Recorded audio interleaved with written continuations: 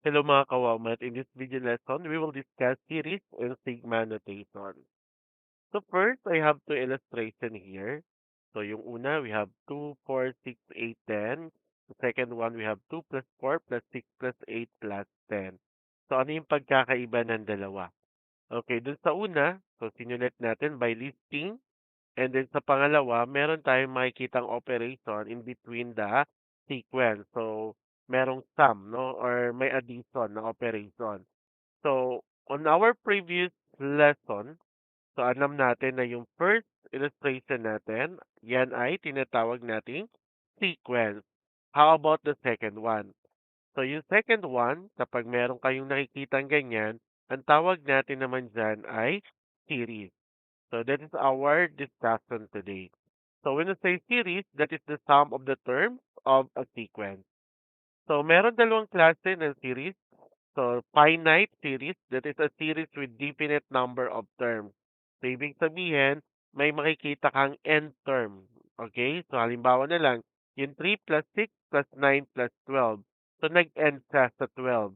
And then malalaman mo kung ilang terms ang binigay. And the example na binigay natin dito, meron tayong 4 terms. So again, pag finite series, dapat may definite number of terms. So may end term.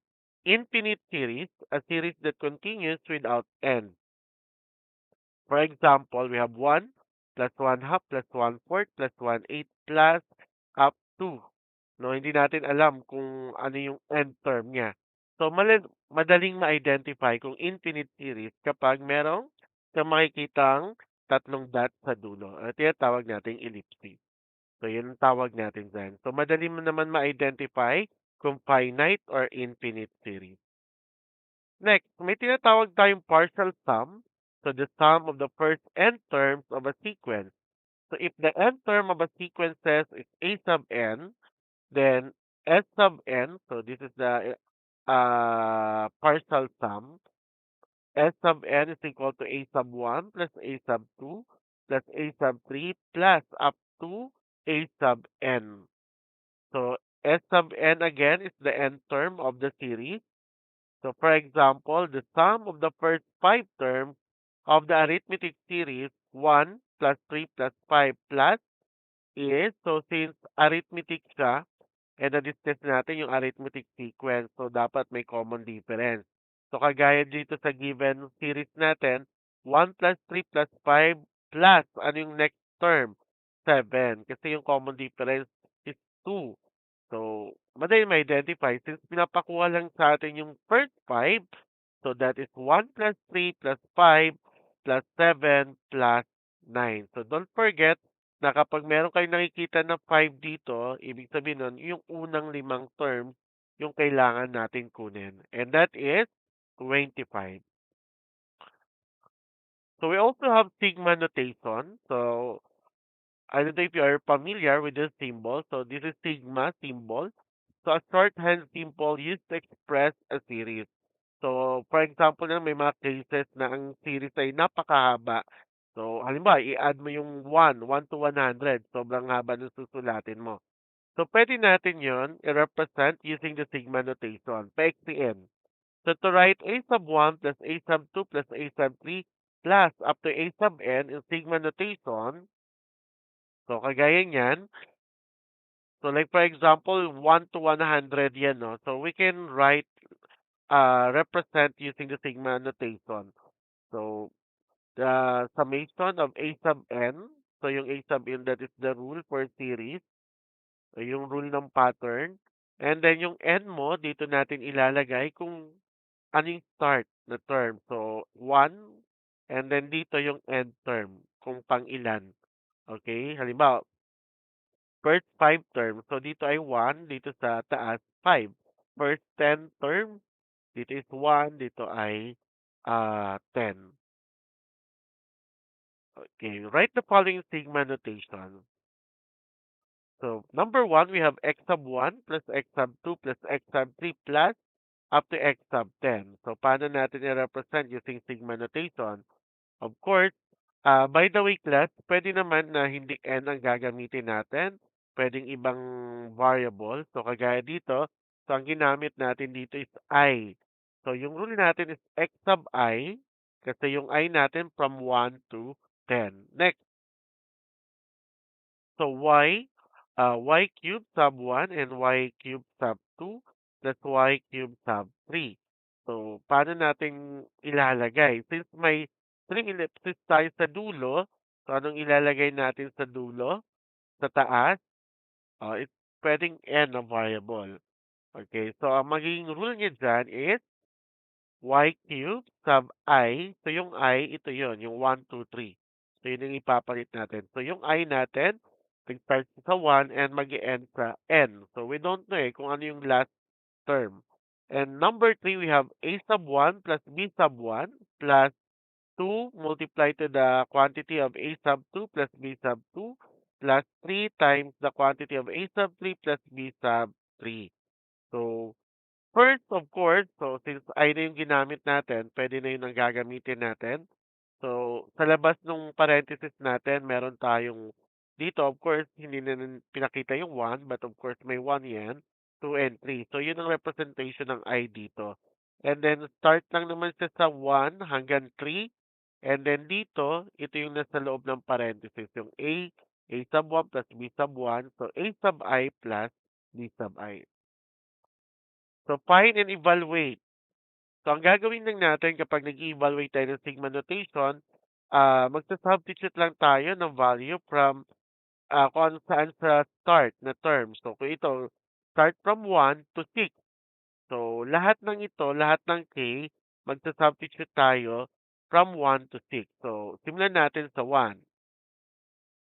Okay, so that's 3 times 1 plus 1 plus, next is 3 times 2 plus 1, 3 times 3 plus 1, 3 times 4 plus 1, hanggang sa makarating ka sa 6. And then, of course, 3 times 1 plus 1 is 3. And 3 times 2, that is 6. 3 times 3 is 9. 3 times 4 is 12. 3 times 5 is 15. 3 times 6 is 18. Then add lang natin, no? So 3 plus 1 is 4. 6 plus 1 is 7. 9 plus 1 is 10. 12 plus 1, 13. 15 plus 1 is 16. 18 plus 1, 19. So kapag in-add natin lahat, so the summation of 3k plus 1, where k is equal to 1 to 6, the answer is 69. Oh, so madali lang kapag nag-evaluate. Isa-substitute mo lang. So, mula 1 hanggang 6. Dito sa given natin. Next,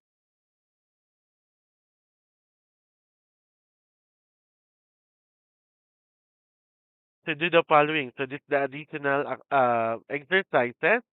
So, find the sum of the first four terms of the sequence. So, what is the answer? So, dapat alam nyo na, no? I-add lang, of course. You need to add. First four terms. So, 4 plus 8 plus 12 plus 16, the answer is 40. Another, find the sum of the sequence 6, 12, 22, 42, 52. So add nyo lang din. So 6 plus 12 plus 22 plus 42 plus 52, the answer is 134. Another, write the series 3 plus 6 plus 9 plus 12 plus 15 in sigma notation. Doon sa previous lesson natin, tinuruan ko kayo how to find the rule of a pattern. Diba? Tinuruan ko kayo doon. So, gagamitin nyo yan dito para i-rewrite siya using sigma notation. Kasi yun ang kailangan nyo. So, una, identify nyo ilang terms. So, meron tayong 5. So, ibig sabihin, from 1 to 5 ito. So, from 1 to 5. So, ang problema natin yung ilalagay natin dito, yung rule. So, kapag nag-multiply ka sa first term, ang sagot ay 3. Kapag nag-multiply ka sa second term, dapat ang sagot ay 6. So, ano dapat ang rule natin dyan? That is 3n. Okay, so check natin ha. Sa first term, of course, kapag first term, yung n mo ay equal sa 1. So, 3 times 1, that is 3. Second term, ang n mo ay 2. 3 times 2, 6. Sa third term, ang n mo ay 3. 3 times 3, 9. Sa fourth term, ang n mo ay 4. 3 times 4 is 12. And sa fifth term, 3 times 5, that is 15. So, tama naman. So, therefore, uh, the sigma notation of this series 3 plus 6 plus 9 plus 12 plus 15 is the summation of 3n, where n is equal to 1 to 5. Another, evaluate the series written in sigma notation. So meron tayong the summation of 4n plus 1 where n is equal to 1 to 4. So papalitan natin yung n natin from 1 to 4. So evaluate natin isa-isa. So if, in the first term, n is equal to 1. So papalitan natin yung n ng 1. 4 times 1 is 4 plus 1, 5. Sa pangalawa, yung n is equal to 2, second term na to. So 4 times 2, 8 plus 1, 9. Sa pangatlo, n is equal to 3. So 4 times 3, 12 plus 1, 13. Sa fourth term, so n is, this is the last term na, n is equal to 4. 4 times 4, 16 plus 1, 17. Hindi pa yan ang sagot, no? So you need to add, okay, 5 plus 9 plus 13 plus 17. So the answer is 44. So the figure shows a growing pattern of tiles. So count the number of tiles in its figure. So we will answer the following. Number one, how many tiles are there in figure? Number two, how many tiles are there in total from the first to the seventh figure? And number three, what is the rule used to determine the number of tiles in its figure? So, alam naman natin, no? Pag mga ganito, mas maganda gumawa kayo ng table para kita nyo agad. So, sa unang figure, ang number of tile natin is 1. Sa pangalawang figure, ang number of tiles is 4. Sa pangatlong figure, the number of tiles is 9. At sa pang-apat na figure, the answer is 16. So, makikita natin yung trend ng number of tiles. We have 1, 4, 9, 16. So, are you familiar with that number? Yeah. It's a perfect squared number, no? So, ang kasunod, of course, so 5 tayo, that is 5 times 5, 25. Correct. So, yung pang-anim, 6 times 6, 36.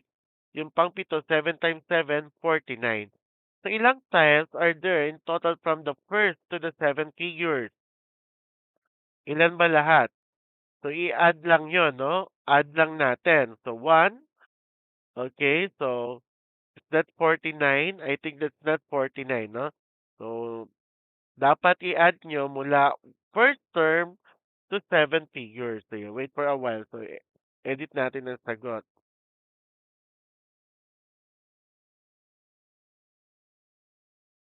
So, again, the question is how many tiles are there in total from the first to the seven figures?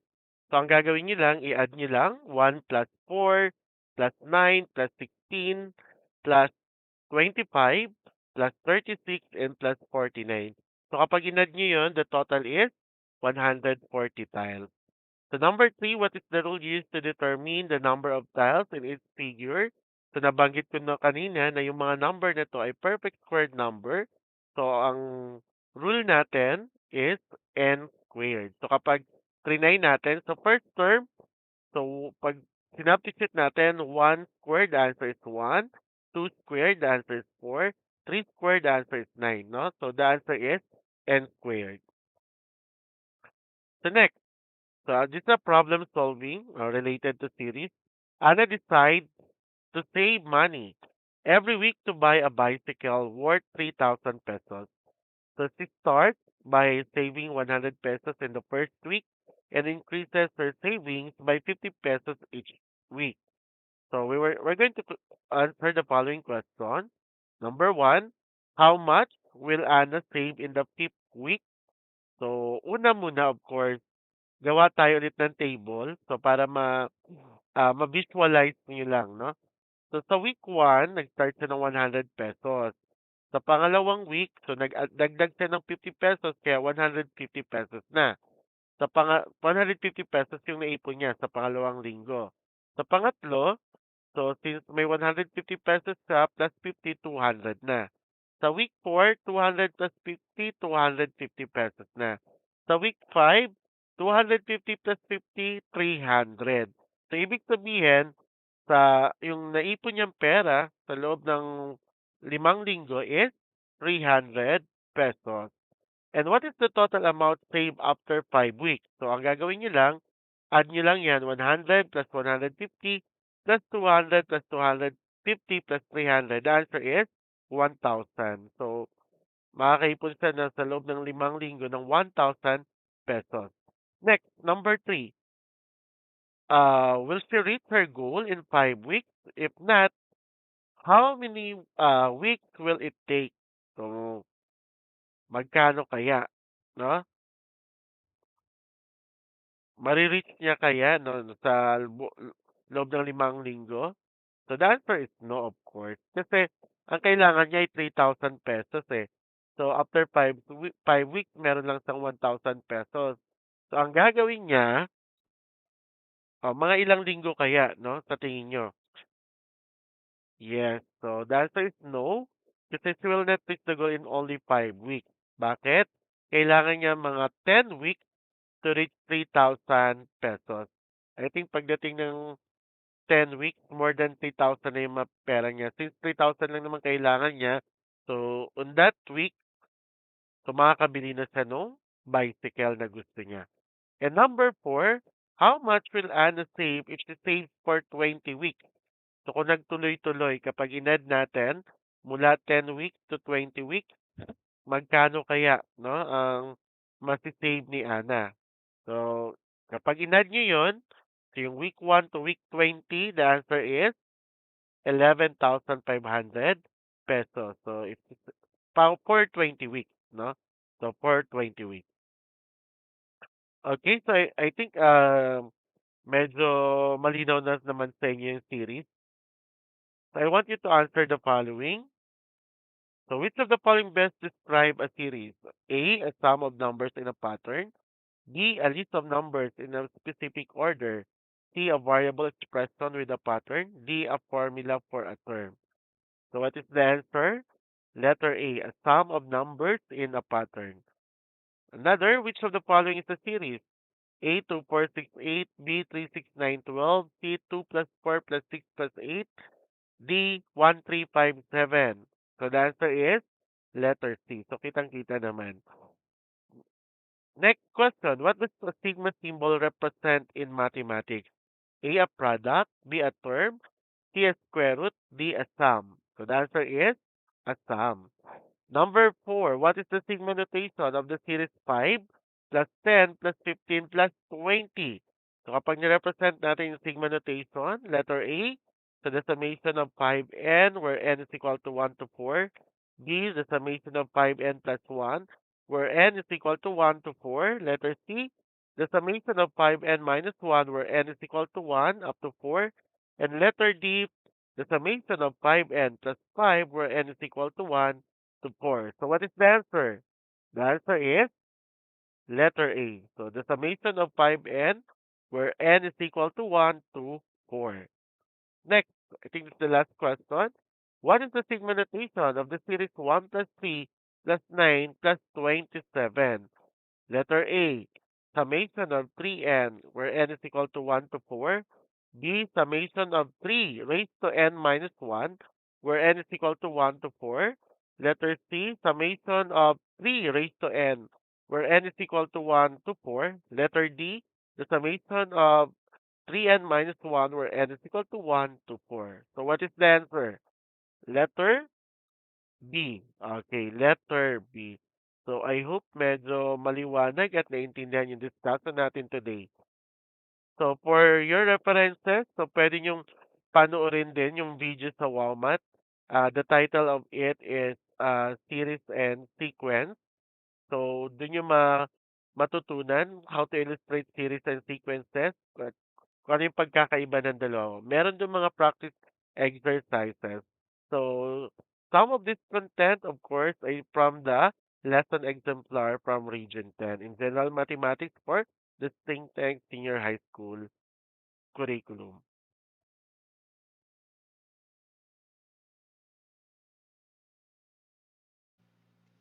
Thank you for watching this video. I hope you learned something. Don't forget to like, subscribe, and hit the bell button para updated kayo for more video tutorial. This is your guide in learning your math lesson, your Wow Math channel.